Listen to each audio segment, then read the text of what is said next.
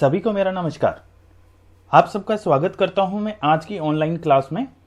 आज हम 11वीं कक्षा के व्यवसाय अध्ययन विषय के अंतर्गत कंपनी की स्थापना और उसके विभिन्न चरणों के ऊपर चर्चा करेंगे।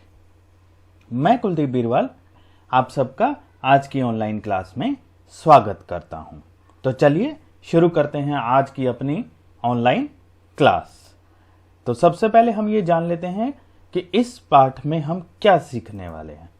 हम चर्चा करेंगे परिवर्तन के अर्थ के ऊपर, परिवर्तन की अवस्थाएं, समामेलन अथवा रजिस्ट्रेशन कैसे किया जाता है उसको आज हम उस प्रोसीजर को हम सीखेंगे। आज की ऑनलाइन क्लास इस पॉइंट तक ही सीमित रहेगी। इससे अगली आने वाली क्लास जो पार्ट 2 कहलाएगी वो हम शुरू करेंगे व्यवसाय प्रारंभ करना, पार्षद सीमा नियम का अर्थ एवं विषय सामग्री, पार्षद अंतर नियम का अर्थ एवं विषय सामग्री, प्रविवरण का अर्थ एवं विषय सामग्री और पार्षद सीमा नियम तथा पार्षद अंतर नियम का अंतर। तो ये पूरे के पूरे पाठ का जो है वो एक उद्देश्य है कि हमें ये पॉइंट सीख लेना है ताकि हमें पूरा का पूरा पाठ जो है वो अच्छे से समझ में आ जाए। तो चलिए बढ़ाते हैं टॉपिक को। सबसे पहले हम ये जान लेते हैं कि कंपनी का अर्थ असल में है क्या। तो भारतीय कंपनी अधिनियम 1956 के अनुसार कंपनी का अर्थ इस अधिनियम का कानून बनाया गया के अंतर्गत निर्मित तथा पंजीकृत रजिस्टर्ड कंपनी से है या विद्यमान कंपनी से है जो पहले से ही है कंपनी, उसका पंजीयन रजिस्ट्रेशन भारतीय कंपनी अधिनियम 1982, 86, 1913 के अधीन हुआ हो। तो ये भारतीय कंपनी अधिनियम 1956 के अकॉर्डिंग एक कंपनी की परिभाषा दी गई है कि इस प्रकार से बनाई गई हो जिसका पंजीकरण किया गया है या फिर पहले से ही है विद्यमान कोई कंपनी है जिसका पंजीकरण भारतीय कंपनी अधिनियम 1982, 86, 1913 के अधीन हुआ हो, तो हम उसको कंपनी कहेंगे। मिस्टर हेने क्या कह रहे हैं? संयुक्त कंपनी पूंजी लाभ के लिए बनाई गई व्यक्तियों का ऐच्छिक संघ है एक, ठीक है। तो कंपनी जो है वो पूंजी लाभ के उद्देश्य के लिए जो है वो व्यक्तियों का एक ऐच्छिक संघ है जिसकी पूंजी हस्तांतरणीय अंशों में विभक्त होती है, छोटे छोटे हिस्सों में जो है वो बटी हुई होती है उसकी पूंजी, एवं इसके स्वामित्व के लिए सदस्यता की आवश्यकता होती है, ठीक है। तो अगर इसका हमें स्वामी बनना है तो हमें इस कंपनी के अंशों में अपनी हिस्सेदारी जो है वो दिखानी होगी। तो ये कंपनी का जो है वो 2 डेफिनेशन से हम अर्थ जो है वो इसका हमें आसानी से समझ में आ जाता है। कुछ लोगों का ऐच्छिक संघ होता है जिनका उद्देश्य लाभ कमाना होता है और इसकी जो पूंजी होती है, जो पैसा व्यवसाय में इसमें कंपनी में लगाया होता है वो सभी अंशों में विभक्त होता है। अंश क्या होता है? पूंजी का जो पैसा व्यवसाय को शुरू करने में लगाया गया है उसका छोटे से छोटा हिस्सा जो है वो अंश कहलाता है, शेयर कहलाता है। +2 में इसको हमने डिटेल में पढ़ना है। तो इसके स्वामित्व के लिए मतलब इसका अगर हमें मालिकाना हक अगर हमें इसका लेना है तो हमें इसके सदस्य बनने की आवश्यकता होगी। सदस्य बनने के लिए हमें जो है वो इसके अंश खरीदने होंगे। चलिए शुरू करते हैं। अगला, कंपनी की स्थापना के क्या चरण हो सकते हैं? सबसे पहले परिवर्तन जिसको प्रमोशन कहा जाता है, फिर उसके बाद आ जाता है समामेलन जिसको रजिस्ट्रेशन कहा जाएगा और फिर व्यवसाय प्रारंभ करना। ये 3 हमारे चरण रहेंगे कंपनी की स्थापना के। आज के ऑनलाइन क्लास में हम परिवर्तन और समामेलन वाले टॉपिक को हम कंप्लीट कर लेंगे। चलिए सबसे पहले परिवर्तन जिसको प्रमोशन कहा जाता है। इसके लिए एक बड़ी अच्छी लाइन कही गई है कि एक विचार को चालू संस्था के रूप में परिवर्तित करने वाली प्रक्रिया को परिवर्तन कहते हैं। आप इस पूरी लाइन को याद रख सकते हैं और अपने एग्जाम में भी लिख सकते हैं। एक विचार जो मेरे दिमाग में आया कि मुझे ये चीज करनी चाहिए, मैं उसको धरातल पर ले आया, चालू संस्था के रूप में परिवर्तन कर दिया, उस प्रक्रिया को हम परिवर्तन कहते हैं। थोड़ा और डिटेल में समझते हैं। मिस्टर डुगल महोदय क्या कह रहे हैं? परिवर्तन दिमाग में आने वाले उस विचार के साथ शुरू हो जाता है जिससे किसी व्यवसाय को स्थापित किया जाना है, जिससे किसी व्यवसाय को शुरू किया जाना है, और जब तक वह व्यवसाय एक चालू संस्था के रूप में, चलने वाली संस्था जो चल रही है के रूप में अपना कार्य प्रारंभ करने के लिए तैयार नहीं हो जाता, तब तक चलता रहता है, उसे परिवर्तन कहा जाता है। डिटेल में और थोड़ा सा जाते हैं। आज जबकि प्रतियोगिता अपने चरम सीमा पर है, किसी व्यवसाय की स्थापना करना उतना आसान कार्य नहीं है। जो व्यक्ति अथवा व्यक्तियों के समूह व्यवसाय स्थापित करना चाहता है, उसे गहन सोच विचार करके निर्णय लेने की आवश्यकता होती है। गहन अध्ययन करने के बाद में स्थापित किए जाने वाले व्यवसाय की ही सफलता की उम्मीद की जा सकती है। अब यहाँ प्रश्न यह है कि गहन अध्ययन किसके बारे में होना चाहिए? गहन अध्ययन मुख्यतः व्यापार के प्रकार, आकार, स्थान, स्वामित्व, पूंजी इत्यादि के बारे में किया जाना चाहिए। एक व्यावसायिक इकाई की स्थापना के लिए किए जाने वाले प्रयत्न जो किए जाते हैं, सामूहिक रूप से जो किए जाते हैं, हम उनको परिवर्तन कहते हैं। प्रमोशन, जो व्यक्ति यह काम करता है उसे प्रवर्तक कहते हैं, प्रमोटर। प्रवर्तक एक व्यवसाय की स्थापना की संभावना को जन्म देता है, मतलब शुरुआत में वही सोचता है सारी चीजें और उसे स्थापित करता है। आज बढ़ती हुई प्रतियोगिता तथा अधिकाधिक सरकारी हस्तक्षेप के कारण नवीन व्यवसाय की स्थापना करने का काम काफी मुश्किल हो गया है। इसके लिए विशेषज्ञों की सेवा ली जाने लगी है।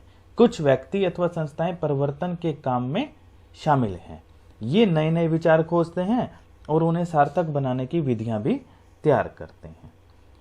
ऐसा करके वे व्यवसाय का परिवर्तन करके उसे इच्छुक व्यक्तियों को बेच देते हैं। मतलब जो व्यवसाय करना चाहते हैं लेकिन वैचारिक रूप से वो उतना सारा सभी कार्य नहीं करना चाहते हैं, तो कुछ कंपनियां, संस्थाएं, कुछ व्यक्ति जो है वो ये कार्य कर रहे हैं। तो परिवर्तन का क्या अर्थ हो गया? परिवर्तन का अभिप्राय उन सभी क्रियाओं से है जो एक व्यावसायिक इकाई को अस्तित्व प्रदान करती हैं। सबसे पहले किसी व्यक्ति अथवा व्यक्तियों के समूह के मस्तिष्क में किसी व्यवसाय की स्थापना का विचार उत्पन्न होता है। इसके बाद इस विचार को वास्तविकता में बदलने के लिए कुछ प्रारंभिक कार्यों को पूरा करना पड़ता है।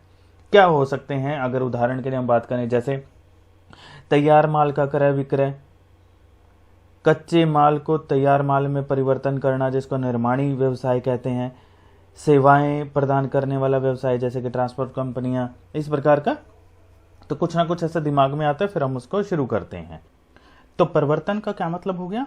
उन सभी क्रियाओं के योग से जो एक कंपनी को अस्तित्व प्रदान करने के लिए जरूरी होता है। ठीक है, हर वो कार्य किया गया जिससे एक कंपनी अस्तित्व में आ जाएगी, वो परिवर्तन कहलाएगा। और परिवर्तक कौन हो गए? वे व्यक्ति या व्यक्तियों का समूह जो एक व्यावसायिक इकाई को अस्तित्व में लाने के लिए विभिन्न प्रकार के कार्य करता है, हम उसको परिवर्तक कहेंगे। चलिए, अब परिवर्तन की अवस्थाओं के बारे में हम चर्चा कर लेते हैं कि परिवर्तन की अवस्थाएं जो हैं वो स्टेजेस ऑफ प्रमोशन कितने प्रकार की हैं। सबसे पहले नए विचार की खोज। व्यवसाय का विचार मस्तिष्क में आने से लेकर व्यवसाय को चालू हालत में लाने तक की जाने वाली सभी क्रियाएं जो है वो परिवर्तन के अंतर्गत आती हैं। तो हम इनको 4 हिस्सों में बांट देते हैं। सबसे पहले है हमारा आता है नए विचार की खोज, discovery of a new idea. व्यवसाय के परिवर्तन का काम नए विचार की खोज से प्रारंभ होता है। हमने इसके अर्थ में भी यही पढ़ा है। एक नया व्यवसाय प्रारंभ करने का विचार बाजार में किसी विशेष वस्तु की लगातार पूर्ति में कमी को देखकर उत्पन्न हो सकता है। भाई, मार्केट में देखा हमने कि सैनिटाइजर की बहुत अधिक डिमांड है और उसकी पूर्ति उतनी नहीं है, लोगों को वो उतनी मात्रा में अवेलेबल नहीं हो रहा या सभी लोगों को अवेलेबल नहीं हो रहा। तो एक विचार उत्पन्न हुआ कि क्यों ना सैनिटाइजर बनाने के लिए एक व्यवसाय शुरू किया जाए। मैं एक उदाहरण के लिए आपको समझा रहा हूं। या किसी ऐसे उत्पाद से संबंधित हो सकता है जो पहले से ही बाजार में है ही नहीं, वो भी एक विचार उत्पन्न हो सकता है। भाई, जरूरत के हिसाब से ये वाली चीज भी जो है वो मार्केट में लोगों के लिए अवेलेबल होनी चाहिए, तो वो भी एक विचार आ सकता है किसी के भी मन में। नए विचार की खोज में पेशेवर आविष्कारकर्ता जो प्रोफेशनल इन्वेंटर्स हैं, व्यापारिक संघ जो ट्रेड एसोसिएशंस हैं, सरकारी संस्थान गवर्नमेंट ब्यूरोज जो हैं या पत्रिकाएं आदि की भी सहायता ली जा सकती है। वहां से मतलब डाटा कलेक्ट करके इस कदम पर प्रारंभिक जांच करके यह पता लगाया जा सकता है कि व्यवसाय को सफलतापूर्वक ढंग से चलाया जा सकता है अथवा नहीं। व्यवसाय की सफलता के बारे में संतुष्ट हो जाने पर ही आगे की कार्रवाई हमें करनी चाहिए या की जाती है। फिर दूसरे हमारी स्टेज आ जाती है विस्तृत जांच पड़ताल, डिटेल इन्वेस्टिगेशन।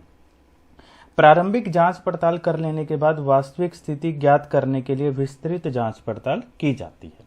इसके अंतर्गत संबंधित उत्पाद की बाजार की मांग, कच्चे माल की उपलब्धता, कच्चे माल की लागत, मशीनरी की आवश्यकता, प्रतियोगिता की संभावना, उत्पाद की बिक्री का क्षेत्र, संभावित विक्रय मूल्य, संभावित लाभ संबंधी ये सारी की सारी जानकारियां, फिर साथ ही साथ पूंजी प्राप्ति की संभावनाएं, पूंजी की कितनी आवश्यकता पड़ेगी, श्रमिकों की उपलब्धता है या नहीं है, व्यवसाय का कितना बड़ा आकार रहेगा, व्यवसाय कौन से स्थान पर स्थापित किया जाएगा, ये सारी की सारी बातें शामिल की जाती हैं। इन सभी तथ्यों के बारे में विस्तृत विचार विमर्श करके एक रिपोर्ट तैयार कर ली जाती है जिसे प्रोजेक्ट रिपोर्ट कहा जाता है। इस रिपोर्ट को सरकार से लाइसेंस व वित्त प्राप्त करने के लिए भी काम में लाया जा सकता है। यदि रिपोर्ट में नए विचार के पक्ष में निर्णय दिया जाता है तो आगे की कार्रवाई की जाती है, अन्यथा इस विचार को यहीं पर छोड़ दिया जाता है और नए विचार पर कार्य करने शुरू कर दिया जाता है। तो सेकंड स्टेज तो ये हो गई हमारी। फिर थर्ड स्टेज आ जाती है विभिन्न साधनों का एकत्रीकरण। प्रवर्तक नए विचार के आधार पर स्थापित किए जाने वाले व्यवसाय की सफलता से संतुष्ट हो जाने के बाद उस विचार को वास्तविक रूप देने के लिए विभिन्न साधनों को एकत्रित करना शुरू कर देते हैं, जैसे कि कच्चे माल का अनुबंध कर लेना, भवन, मशीनरी आदि, ये सभी की सभी जो है वो या विशेषज्ञों की राय लेना, अन्य व्यक्तियों की राय लेना या किसी संस्था जो पहले से ही उसमें काम कर रही है उसके साथ में राय ले लेना, ये सभी के सभी जो हमारी थर्ड स्टेज में आ जाते हैं। फिर हमारी चौथी स्टेज आ जाती है वित्त व्यवस्था करना। प्रत्येक व्यवसाय को प्रारंभ करने से पूर्व उसके लिए पर्याप्त पूंजी उपलब्ध करवाना बहुत जरूरी होता है। इस कार्य के लिए वित्त नियोजन, फाइनेंशियल प्लानिंग की जाती है। इसके अंतर्गत कुल आवश्यक पूंजी की मात्रा, कहां से वो पूंजी हमें प्राप्त होगी, पूंजी इकट्ठी करना इत्यादि निश्चित किया जाता है। यदि पूंजी अंश अथवा ऋण पत्र के द्वारा प्राप्त की जानी है तो अंशों और ऋण पत्रों के प्रकार निश्चित कर लिए जाएंगे। इस संबंध में बैंक इत्यादि से अनुबंध कर लिया जाएगा। सार्वजनिक कंपनी की दशा में पूंजी निर्गमन संबंधी अन्य सभी वैधानिक कार्रवाइयां जो है वो पूरी कर ली जाती हैं। तो इन 4 स्टेजों से होकर गुजरता है हमारा परिवर्तन। इसके बाद आ जाता है हमारा समामेलन या रजिस्ट्रेशन। कंपनी की स्थापना का दूसरा चरण होता है ये। इसके अंतर्गत कुछ प्रारंभिक क्रियाएं संपन्न करने के पश्चात प्रपत्रों को रजिस्ट्रार कार्यालय में जमा करवाना होता है। इसके पश्चात आवश्यक फीस जमा करवा के सर्टिफिकेट मिल जाता है हमें। इस कंपनी समामेलन रजिस्ट्रेशन के पश्चात ही कंपनी को अस्तित्व में माना जाता है। तो इस वाले स्टेप को हम 4 हिस्सों में डिवाइड कर देते हैं। रजिस्ट्रेशन वाले को प्रारंभिक क्रियाएं, रजिस्ट्रार के पास प्रस्तुत किए जाने वाले प्रलेख, निर्धारित शुल्क का भुगतान करना और पूंजी अभिदान। तो ये 4 हिस्सों में रजिस्ट्रेशन वाले जो है वो हिस्से को हम बांट रहे हैं और अब इन्हीं 4 हिस्सों को हम थोड़ा डिटेल में समझने का प्रयास करते हैं। सबसे पहले आ जाता है हमारा प्रारंभिक क्रियाएं। तो प्रारंभिक क्रियाओं में सबसे पहले पंजीकृत कार्यालय। सबसे पहले यह निश्चित किया जाना चाहिए कि प्रस्तावित कंपनी और जो कंपनी हमने बनानी है का मुख्यालय किस राज्य में होगा। यह निर्णय कंपनी के प्रवर्तकों द्वारा लिया जाता है। प्रवर्तक कौन होते हैं? जो कंपनी को स्थापित करते हैं। ऐसा करना इसलिए आवश्यक है कि कंपनी का पंजीकरण उस राज्य के रजिस्ट्रार के यहाँ होता है जिस राज्य में कंपनी का पंजीकृत कार्यालय स्थित होता है। फिर कंपनी का नाम निश्चित करना। कंपनी के नाम का चुनाव करना इसलिए आवश्यक है कि नाम निर्धारित करने से पूर्व रजिस्ट्रार के कार्यालय में इस बात की जानकारी प्राप्त कर ली जाए कि क्या प्रस्तावित नाम की स्वीकृति मिल सकती है या नहीं, क्योंकि नाम जो है वो भारतीय कंपनी अधिनियम की धारा 20 के अनुरूप होना चाहिए। अर्थात कंपनी का नाम पहले से ही स्थापित किसी दूसरी कंपनी के नाम से मिलता जुलता ना हो और ना ही केंद्रीय सरकार की दृष्टि से अनुचित नजर आए। एक बात जरूर ध्यान रखनी है कि कंपनी के नाम के अंत में लिमिटेड शब्द का प्रयोग जरूर किया जाना चाहिए। फिर IDRA 1951 के अंतर्गत लाइसेंस प्राप्त करना। देश के संतुलित विकास को ध्यान में रखते हुए सरकार ने उक्त अधिनियम पास किया तथा 1953 के में इस अधिनियम में कुछ संशोधन यानी कुछ चेंजेस करे, कुछ सुधार किया। यदि कंपनी किसी ऐसे व्यवसाय को स्थापित करने जा रही है जिसे इस अधिनियम के अंतर्गत लाइसेंस प्राप्त करना अनिवार्य है, तो सबसे पहले केंद्र सरकार के व्यापार एवं उद्योग मंत्रालय नई दिल्ली के सचिव के पास एप्लीकेशन भेजकर वो लाइसेंस प्राप्त करना चाहिए। फिर आवश्यक नियुक्तियां करना, अभिगोपक, दलाल, बैंकर्स, कानूनी सलाहकार, अन्वेक्षण यानी कि ऑडिटर्स वगैरह की नियुक्ति करना तथा पार्षद सीमा नियम पर हस्ताक्षर करने वाले व्यक्तियों के नाम तय करना। अब ये पार्षद सीमा नियम क्या होता है अभी हम डिटेल में इसको पढ़ेंगे, तो ये कुछ नियुक्तियां जरूर कर लेनी चाहिए। फिर प्रमुख प्रलेख तैयार करना, कुछ इंपॉर्टेंट डॉक्यूमेंट्स होते हैं जो कंपनी पार्षद सीमा नियम तथा पार्षद अंतर नियम तैयार किए जाते हैं और उन्हें छपवा लिया जाता है। कंपनी पार्षद सीमा नियम और अंतर नियम अभी हम इसी ऑनलाइन क्लास में डिटेल में पढ़ेंगे। और छठा आ जाता है हमारा रजिस्ट्रार के पास प्रार्थना पत्र भेजना। उपरोक्त प्रारंभिक कार्य कर लेने के पश्चात कंपनी के प्रवर्तक उस राज्य के कंपनियों के रजिस्ट्रार के पास में जहां कंपनी का रजिस्टर कार्यालय स्थापित करना है, कंपनी के रजिस्ट्रेशन के लिए प्रार्थना पत्र प्रस्तुत कर लेता है। तो ये कुछ प्रारंभिक क्रियाएं हम करते हैं रजिस्ट्रेशन के टाइम पे। फिर हमारा दूसरा पॉइंट था रजिस्ट्रार के पास प्रस्तुत किए जाने वाले प्रलेख कौन कौन से हैं। सबसे पहला आ जाता है हमारा पार्षद सीमा नियम, मेमोरेंडम ऑफ एसोसिएशन, काफी इंपॉर्टेंट हमारा डॉक्यूमेंट है ये। इसके अंतर्गत जो है वो किसी भी कंपनी का समामेलन पार्षद सीमा नियम के बगैर हो ही नहीं सकता। यह अधिनियम के अंतर्गत कंपनी के उद्देश्यों को परिभाषित करता है कि कंपनी किस उद्देश्य के लिए बनाई जा रही है और अधिकारों की सीमा भी निश्चित करता है। सीमा नियम में आधारभूत बातें होती हैं और केवल उन्हीं के आधार पर कंपनी का रजिस्ट्रेशन की स्वीकृति दी जाती है। सार्वजनिक कंपनी की दशा में कम से कम 7 और निजी कंपनी की दशा में कम से कम 2 व्यक्तियों द्वारा इस पार्षद सीमा नियम पर सिग्नेचर किए जाते हैं और प्रत्येक सिग्नेचर करने वाले को कम से कम एक कंपनी का शेयर जरूर लेना होता है। फिर दूसरा पार्षद अंतर नियम, आर्टिकल ऑफ एसोसिएशन। इस प्रलेख में पार्षद सीमा नियम में दिए हुए उद्देश्यों की पूर्ति के लिए तथा कंपनी को सुचारू रूप से चलाने के लिए बनाए गए नियमों का उल्लेख किया जाता है। इस प्रलेख पर उन सभी लोगों के हस्ताक्षर होते हैं जिन्होंने पार्षद सीमा नियम पर हस्ताक्षर किए होते हैं। पार्षद सीमा नियम छपा हुआ होता है, मतलब प्रिंट किया होता है और पैराग्राफ में विभक्त होता है। सार्वजनिक कंपनी के लिए अंतर नियम तैयार करना आवश्यक नहीं है।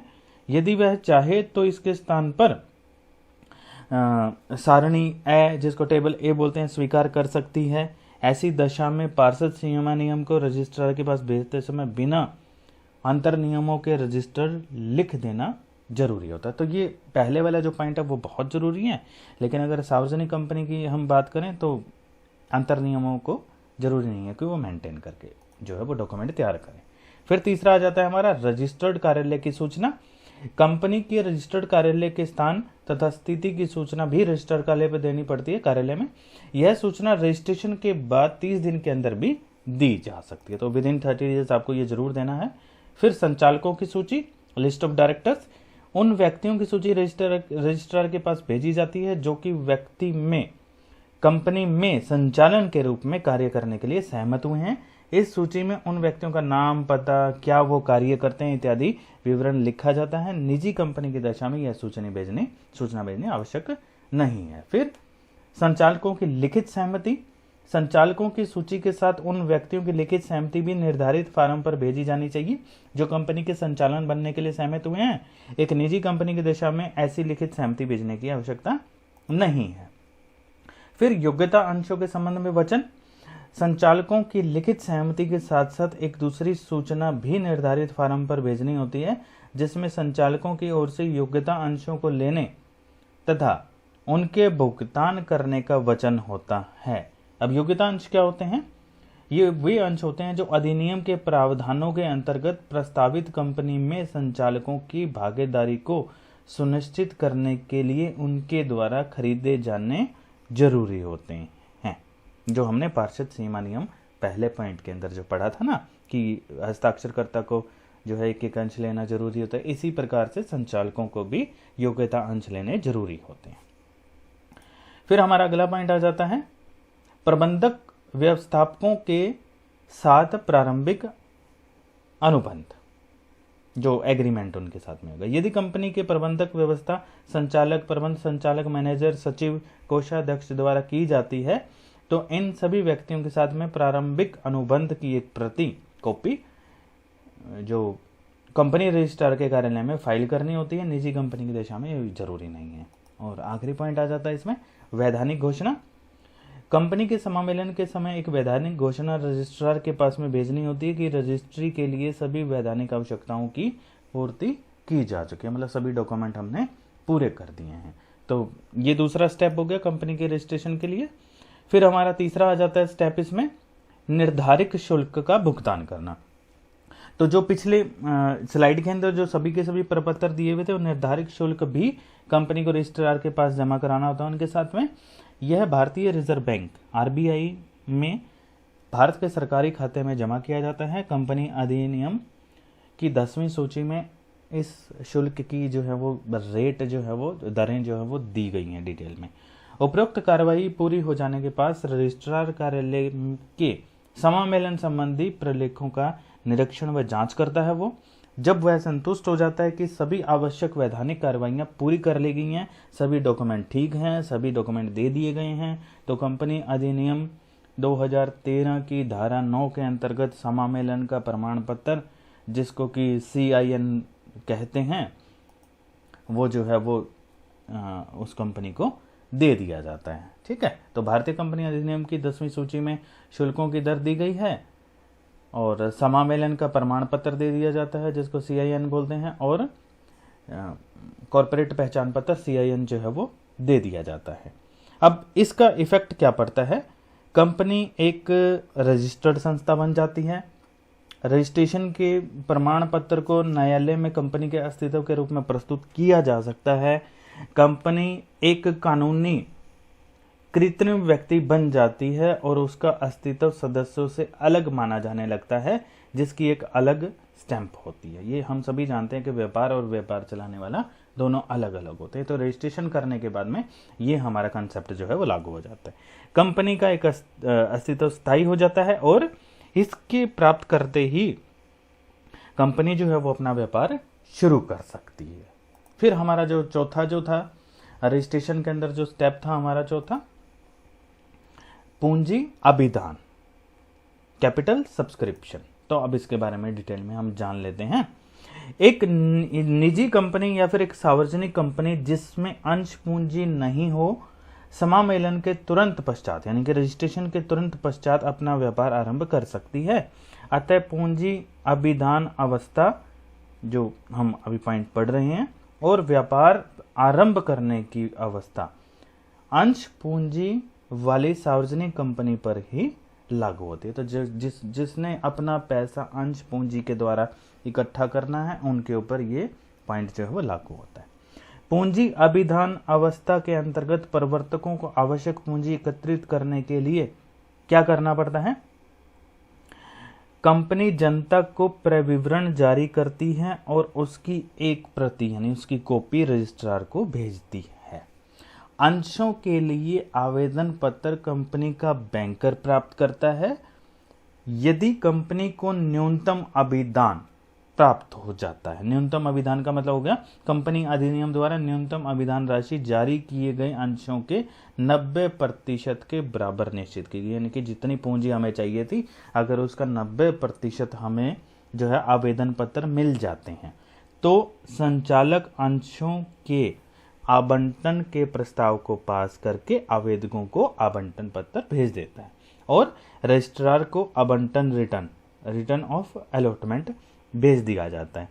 यदि कंपनी प्रविवरण जारी करने की तिथि के 120 दिन के अंदर न्यूनतम अभिदान राशि प्राप्त करने में असमर्थ होती है तो कंपनी अंशों का आवंटन नहीं कर सकती। मतलब जिन्होंने एप्लीकेशन दी है कि हाँ मैं इस कंपनी का अंश खरीदना चाहता हूँ, अगर वो मिनिमम 90% जो है वो एप्लीकेशन नहीं आती है जितना अमाउंट हमें चाहिए होता है तो फिर हम अंश जारी नहीं कर सकते। और जिन्होंने एप्लीकेशन हमें भेजी है, आवेदक जिनको बोलते हैं, उनको हम उनका पैसा वापस कर देते हैं। न्यूनतम अभिदान राशि से क्या अभिप्राय है? अंशों की बिक्री से प्राप्त होने वाली उस न्यूनतम राशि से है जिसका उल्लेख क्रय विवरण में किया जाता है। जब सार्वजनिक कंपनी जनता को अंश खरीदने के लिए आमंत्रित करती है तो वह अपने अंशों का आवंटन तब तक नहीं कर सकती जब तक उसे न्यूनतम अभिदान प्राप्त ना हो जाए। ये नियम है। कंपनी द्वारा खरीदी गई या खरीदी जाने वाली संपत्ति का भुगतान करने के लिए ये राशियां जुटाई जाती हैं। प्रारंभिक खर्चे जो होते हैं या फिर अभिगोपन, कमीशन इत्यादि के भुगतान करने के लिए हम पूंजी जुटाते हैं। उपरोक्त दोनों उद्देश्यों हेतु कंपनी द्वारा उधार ली गई राशि की वापसी की अदायगी के लिए हम करते हैं। कार्यशील पूंजी के लिए हम इकट्ठा करते हैं, मतलब जो कार्य हमने शुरू करना है, जिसके लिए हमने कंपनी शुरू की है। न्यूनतम राशि का धन केवल नकद माना जाएगा। इसमें वह धन शामिल नहीं किया जाएगा जो नकद के रूप में अन्य रूप से दिया जा रहा हो। जैसे कि बिल्डिंग जो है वो गिफ्ट में जो है वो किसी प्रवर्तक या किसी संचालक ने जो है वो कंपनी को दे दी, हम उसको नहीं मानते हैं। यदि कोई अंश पूंजी वाली कंपनी क्रय विवरण का निर्गमन नहीं करती है तो उसे अंशों या ऋण पत्रों के प्रथम आवंटन के कम से कम 3 दिन पहले स्थानापन्न विवरण रजिस्ट्रार के पास में रजिस्ट्री के लिए भेजना आवश्यक होता है। इसके उपरांत उसे आवंटन यानी कि सामान्य प्रक्रिया जैसे आवंटन पत्र भेजना, अंश प्रमाण पत्र निर्गमन करना इत्यादि, ये सारी की सारी चीजें पूरी करनी होती है। तो आज की ऑनलाइन क्लास में इतना ही। अगली ऑनलाइन क्लास जो इसी का सेकंड पार्ट रहेगा उसमें हम व्यवसाय कैसे प्रारंभ करते हैं उसके बारे में हम जिक्र करेंगे। आप सबके लिए आज की ऑनलाइन क्लास का गृह कार्य।